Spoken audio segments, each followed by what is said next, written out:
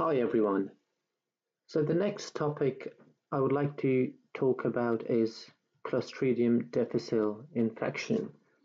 Now the case you might get is something along the lines of a patient who was recently discharged following admission with a certain infection. That could be chest infection or urine infection, and for which the patient would have received some antibiotics, have now presented with abdominal pain and diarrhea.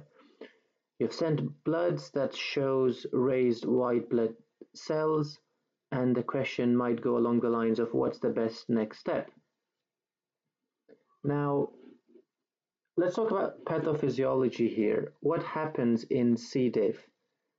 You have a patient who have been exposed to antibiotics recently, and those antibiotics, what they'll do is they will disrupt colonic microbiome.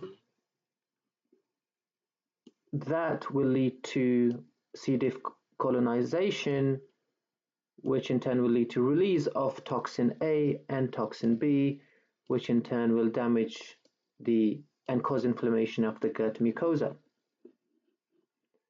Now the way to investigate is sending a stool sample, and this is diagnosed by detection of toxins in stool by PCR. And if you ever have a patient who have had colonoscopy, at that time you would be able to see pseudomembrane. So pseudomembranous colitis is a typical finding on colonoscopy. These are yellowish pseudomembranes that can be seen on gut mucosa on a scope. Treatment-wise, we give oral metronidazole or oral vancomycin.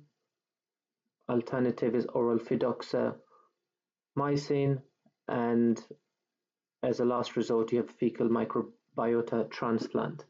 So if you have a question, I think the point I would like to make here is the point to remember for your board exams, for your MRCP, is if you have a patient who have had recent antibiotic use, and now they're coming with abdominal pain, diarrhea, raised leukocytes, think C. diff.